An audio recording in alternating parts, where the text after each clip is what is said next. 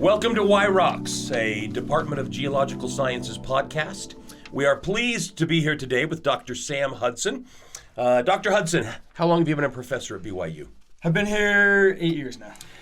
What's the story? How did you end up at BYU? What's the trail that you went down, if we want to call it that? Yeah, for sure.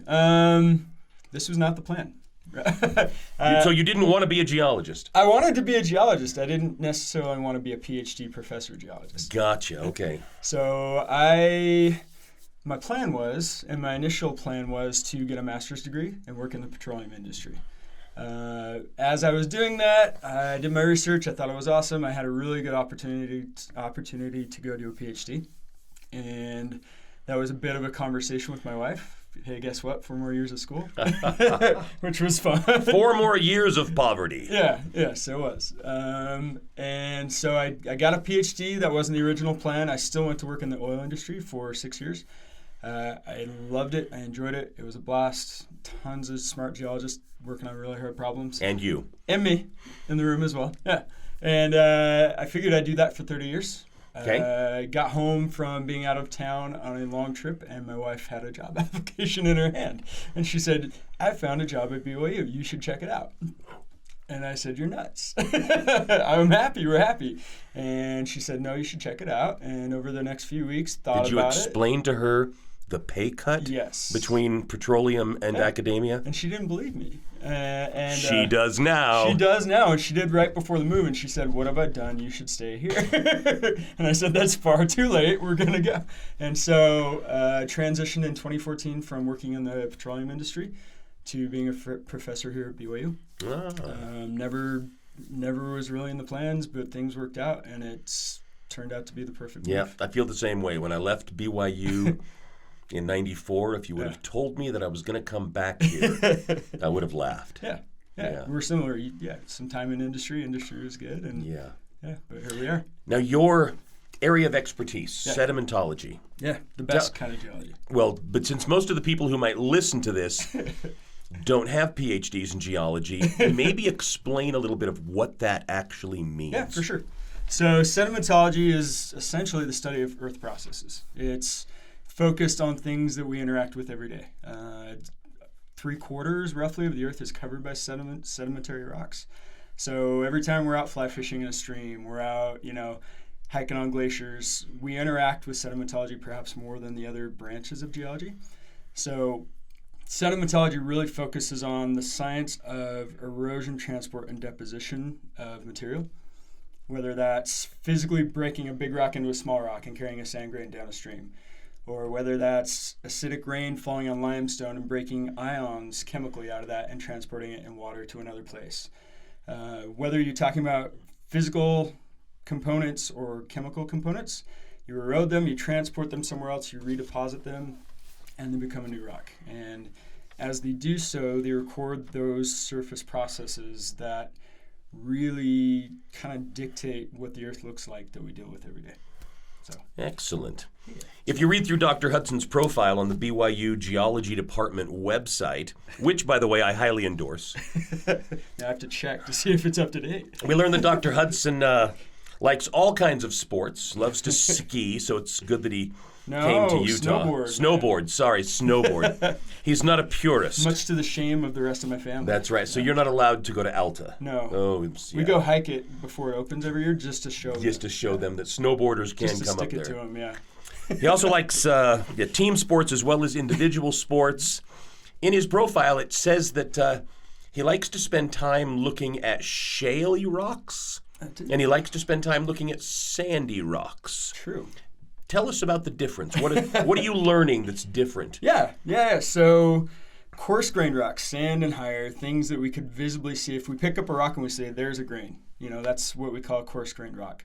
And when I look at coarse-grained rocks, I've done work, on deltas in Alaska. Right now we're doing work on deep water deposits in Greece. Because why not? Because if you can do research in Greece, do research in Greece. Research in Greece. Yeah, especially over Easter. You get Easter lamb from everyone you walk. Oh, so good. But coarse grain classics really record the process. We're focused on process, how it moves, how it's transported, why it stops where it stops. and trying to understand the paleo environment, trying to understand what North America looked like 150 million years ago, and why it looked that way. I love the mountains. Mountains aren't built to last. They wear down, they erode, things that stick up are worn low, right? The record of ancient mountain processes is mostly in the sand grains and the cobbles that have been eroded from those mountains and deposited in the basins. So understanding how continents have collided and pulled apart and understanding how climate has changed throughout geologic history, the best record of that really is in the sediment, the classic sediments that are deposited in the basins. Okay. So that's the coarse ones. The fine ones, I never thought I'd be a chemist, but I'm a chemist. And the fine ones are generally more prevalent. Yeah, they are. Fine Shale is the most common sedimentary rock on the planet. Most of the ocean floor is covered with sediment, right? And it's usually deposited in low energy environments, little disturbance, continuous, slow, constant deposition. If we want to do climate science, shales are where we go because they're a continuous, slow, steady record. It records the oxygen levels, it records temperature, it records lots of things about the environment.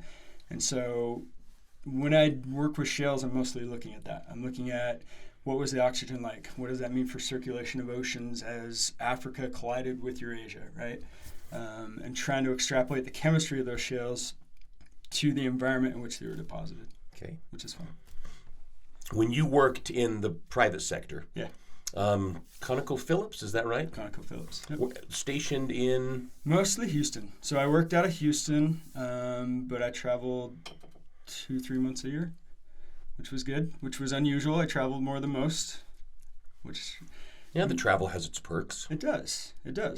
And I mostly got to travel because I learned how to work with others. I knew how to talk to an engineer about why they should care about geology. And so if they were taking 20 engineers to South Africa to learn about geology, they needed a geologist who spoke their language and knew what they cared about. And so working outside of geology and understanding different disciplines actually got me a lot more time doing geology. Yeah, you have to be able to integrate what you do with what other people do. For sure. Or else nobody's going to care what you do. Right. If you can't explain it, you can do the best science in the world, but... Unless I'm mistaken, those years you spent with ConocoPhillips, one of the things that you specialized in is what we call unconventional reservoirs. Yeah. What's an unconventional reservoir? So an unconventional reservoir is a reservoir that produces oil and gas in an unconventional way, right? Okay, but that explains the word unconventional. I got it. Next question. Yeah. Traditionally what we look for when we look for oil, gas, water, hydrogen, anything that we produce out of the subsurface, we need two things. We need porosity, which is space within the rock, and that's tiny space. That's the space between two sand grains and a sandstone, right? Most of the water we drink comes from the holes and the spaces between grains of sandstone underneath our feet. We need porosity, so we need storage space for that liquid or that gas. And then we need permeability, which is the connectivity of that porosity. So we have to be able to move it out of that space, otherwise it doesn't do us any good. Traditionally, we've worked in rocks that have lots of porosity, lots of permeability. You drill a well, you pump the fluids out, you use pressure differential to get it to the surface. The sandy, coarse-grained rocks you were mentioning before. Rocks, yeah. We've been good at that for a long time, and it's hard to find a lot of that. That's really easy to identify these days. A step change in kind of the early 2000s is people knew that oil and gas was generated from the fine-grained rocks for a long, long time. We called it a source rock.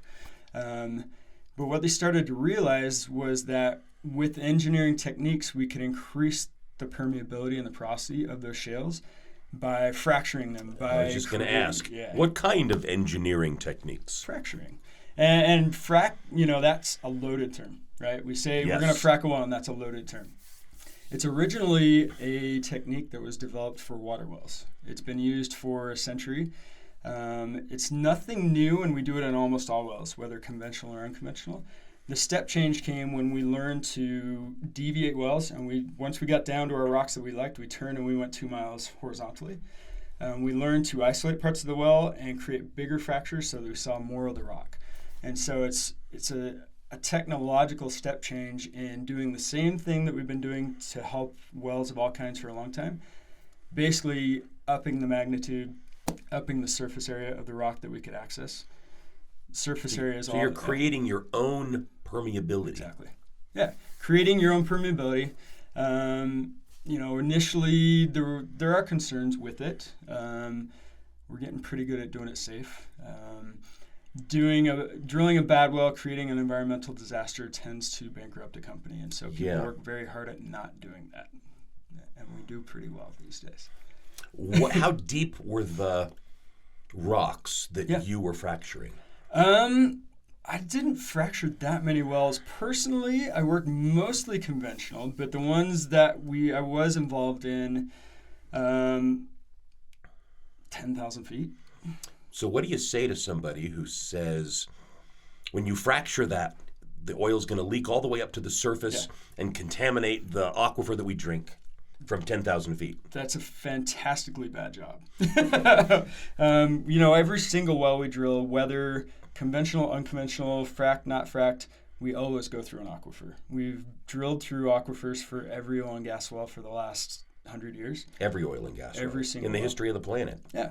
We have aquifers, and we're really good. I worked full-time when I was doing an internship with BPA. I shared a room with an engineer whose full-time job it was to design cement, to make sure that all the fluids that went down that well stayed exactly where they're supposed to be. They never leaked out anywhere else. And bless his heart that he spent 40 hours a week designing cement. And I'm glad that someone enjoys that. And we're glad it wasn't us. And I'm glad it wasn't me.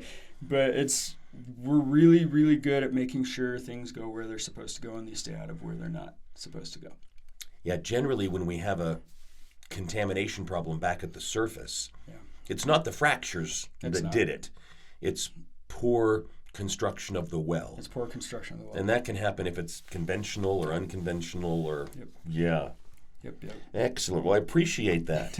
Yeah. What is your view on the future of the petroleum industry in light of politics and climate change and electric vehicles? Electric vehicles, that's a fun one. I'm a huge supporter. I think it's awesome because it diversifies our energy choices, right? You can put anything you want in your Tesla. You can put coal in your Tesla. We put coal in our Teslas. We do. People don't realize that. A lot of Provo power is coal-based, and when we plug into the wall, we're plugging into that, right? And all the rest of it is natural gas. So you're putting hydrocarbons in your Tesla. You are. But the power of EV is that we get to choose what goes in that vehicle. Where with a conventional car, we don't really have that choice. So as we diversify our energy sources to what we prefer, that's what we can use. So I think it's a huge thing. I'm a big fan. It's not magic. When my elementary school kid comes home and he says, my teacher tells me that power comes from that thing in the wall, right? What are you saying, Sam? It doesn't? Well, there's a few things behind that, right? So we don't talk about, hey, it's coming from the power plant. I think the petroleum industry has a future. I think it's going to be around in a big way for at least another generation. We're diversifying, we're moving, but it's a slow move. A lot of countries have said 2030 will be 100% non-hydrocarbon. I don't think that's realistic. I think that's a bit of a pipe dream.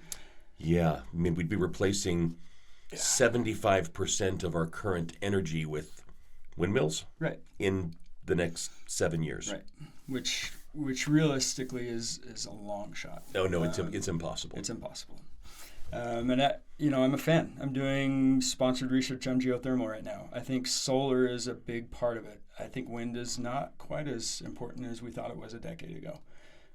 Solar is making big moves. We've got several large solar plants in Utah that are new in the last 2 years.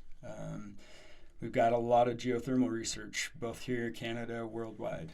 So I think diversification of energy sources is important. It's key. It's responsible. It's not magic. And there's a reason we went to hydrocarbons first. It's because the energy density of hydrocarbons is only passed by nuclear, right? There's so much energy and so little volume. It's so abundant that it makes sense, and it's how we built our society. And it led to blessings, and it helped us overcome poverty and move people into the first world. And it's, we're biting the hand a little bit because of all the great things that it brought to our society. Climate change is a thing, right? Responsible use is a thing, and we need to reassess and use those blessings that we've got through that use to do better. But it's not flipping a switch. No. No, you're kind of treading along a word that I really like to use with my students. The word is conservation. Yeah. Yeah, unless Teslas aren't going to fix the problem, and windmills aren't going to fix the problem, and closing coal mines isn't going to fix the problem. Conservation is the only chance it's we all have. hands on deck. Yeah, I mean, we need energy from multiple sources for a long time, and we need to be really smart with what we use. From a sedimentology standpoint, with what you do, oil and gas being one area, what are some other areas that a sedimentologist can benefit mankind, help the community, make the world a better place? That's what we do. So just by being here, Dr. Hudson makes the world a better place. Well, I strive to be like you. Yeah. Like I mentioned, climate science. Sedimentology is huge on climate science. If we want to understand past climates, relationships with carbon dioxide and atmospheric conditions, we go to sedimentology. There's work, I've worked with lots of former colleagues who work in environmental. Some of my students work as environmental remediation scientists and engineering scientists, working to make sure that we build buildings in responsible places that aren't going to be washed away the next time we have a spring like we're about to have. It's going to be good. It's going to be a wild one. So working with, human interaction, being safe, planning, every time I used to live in Houston, and every new subdivision, you would say, look, it comes with a free lake. And we're, oh, fantastic. There's a pretty beautiful lake with fish in it and alligators, and we can go walk around the walking path. But that lake wasn't here before. It wasn't here before. And there's a mandate that for every so many houses you build, you have to build a retention basin, because as you pour concrete, you lessen the amount of water that can get into the soil, which means you increase runoff, which increases flooding risk, and you have to build a reservoir to catch it. And every spring, the lake, right? The lake. The community lake would rise 15 feet, and you get fire ants and snakes in your front yard. And it's there because biodiversity. Yeah, that's right. I don't like that. Fire ants are bad biodiversity. Fire ants are terrible. They're awful. So, responsible urban planning is a big part of it. Hazards work, understanding slope stability is a big part of it. Climate science, sedimentology plays a huge role in that. So we have sedimentologists who work with the state survey, the national survey, working on mapping and understanding resources, and a lot of resources are tied to sedimentology. So there's a lot of good jobs. My students are in multiple industries, having a good time. Tell our listeners what it's like in Azerbaijan. In fact, before you do, tell them where it's at. I didn't know. Yeah. Because most people might not know where it's at. I didn't know where it was at. I did my PhD project there. And I was at a conference, and my advisor for my master's project introduced me to a colleague who was a new faculty at the University of Utah. Sorry, I said that word, right? We're going to have to cut this podcast short. We'd like to thank Dr. Hudson. Actually got his master's degree or PhD from the University of Utah, and we hired him anyway. Must have had a small hiring pool. Right. No. But I was introduced to my advisor, and she said, I have this great project. It's funded, it's tied to industry, and it's in Azerbaijan. I said, that's cool. I'd love to do it. Where the heck is that? Is that in Connecticut? No, you'd think. No. So it's part of the former USSR. It is next to Georgia. It's beneath Russia. It's above Iran. It's on the Caspian Sea. It's on the west coast of the Caspian Sea. It's a Muslim country. It is a fairly westernized. They share a lot of commonalities with Turkey. And they are extremely resource rich, which is why they've been part of many different dynasties. The architecture there is fascinating because you have, sheiks' palaces and medieval walls and everything all kind of hodgepodge together with glass high-rises. And so it's a very cool city, Baku, which is the capital. I got involved because there was an opportunity there, and I spent about a month a year for 4 years over there looking at geochemistry. And we're using the geochemistry of the shales there to understand when the timing and the the dynamics of the Africa-Arabian plate colliding with Eurasia. The Caspian Sea there used to be part of a big open ocean. And as those continents came in and crushed into Eurasia, it closed it off, and it recorded, a major change in the dynamics of our world ocean and our climate and all those things. So it was really cool because there was a strong scientific component in understanding, huge scale plate tectonics. And there was an applied component that the rocks that recorded that were also generating lots and lots of resources, oil and gas, that, Europe is keen to enjoy right now. Yeah. The current issues. Very cool. Yeah. I watched your video, his bio video that's also on the BYU Geology Department website. And you talk about research that you're doing in Greece. Yeah. And in the video, when you're talking, you make it sound like this is really important research, yet the video is showing these gorgeous white cliffs. Yeah. Dropping off to these beautiful beaches into this crystal blue water. Yeah. And it makes me wonder why you're really in Greece. So there's no better way to recruit new geologists than to show them that geology is outside, and it's in gorgeous places. You could have taken them to Delta, Utah. Oh, yeah. Most of my research is in Wyoming, and that's a different kind of beautiful, right? It's not a word I would use. I would. I've learned to love it. But Greece it's actually part of the same problem as Azerbaijan. That was part of Azerbaijan and Baku and the Caspian were at the northern end, and they were recording the closure of the Tethys. Greece was right in the middle of it, right? It was the mountain range that most people picture Greece, and they picture a beautiful beach and an island and a sailboat, right? Yeah. Most of Greece is high mountains with snow, and we were there in June, and we couldn't get past snow to get to our outcrops. Wow. Most of it's really high, rugged mountains, and those mountains formed in that same collision we talked about, and they were crushed in, and all of the sediment that used to be in the deep ocean was just slid right up onto the mountains, and it's all tectonically complex, but it records the death of that marine basin, and all that marine sediment has been squashed up and thrusted up onto the continent, and Greece is kind of the epicenter of that collision. And so we're looking at the deep marine sediments that were there and being deposited just before that collision happened. We're looking at the chemistry of it. We're looking at provenance, which is the study of where those coarse-grained sands come from. And we're trying to figure out if the sand was coming from the south, if it was coming from the north, where things were being uplifted and how they were being uplifted, and how that sediment was routed, because that helps us draw the map of what it looked like. Okay. So, yeah, we're chasing the same problem we do in Azerbaijan in a different place. That's pretty. That's gorgeous. What is it that you're doing in Alaska? Yeah, so we've been in Alaska the last 3 years. We're wrapping up this phase of it, but it's been sponsored research with ConocoPhillips. Okay. Branching from, I guess I did a decent job where I worked there, and they wanted to keep working with me. Still willing to keep you around. Still willing to keep me around. And we're working on a really cool problem on the North Slope, that non-tourist Alaska where you fly all the way up. All the way up. We fly into Prudhoe Bay, and we get a truck and we drive 4 hours south along the one road that exists. Yeah, because there is a road. There is a road. And once we're off that road, we're in helicopters, because there are not two roads. There is one road. But we've been looking at understanding most of the sediment that fills the North Slope actually came from Russia. Russia and Alaska were connected at the time. There was a huge mountain lift in Russia called the Chukotka orogeny, and lots of sediment was being worn off of that and was going from west to east along the North Slope, filling that basin.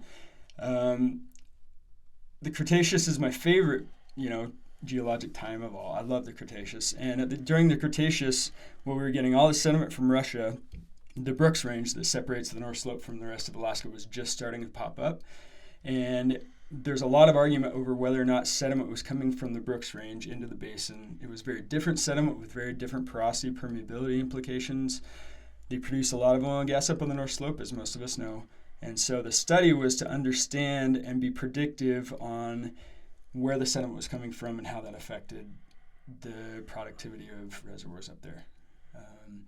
And we found some interesting things. We started some arguments, and we think that in places the Brooks was up, it was rowdy, it was happening, it was given lots of sediment, and it's making reservoirs that act differently.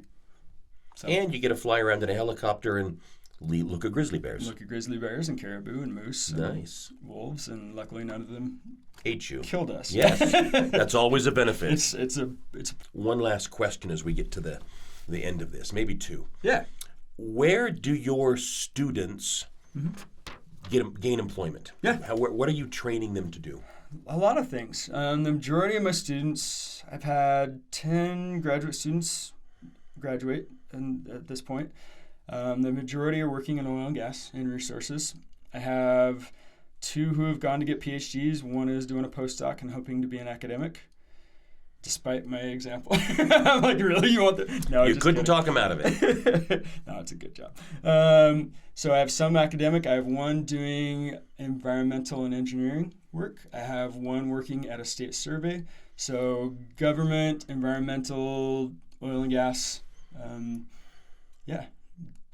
all kinds of geology. Do they have much difficulty finding jobs?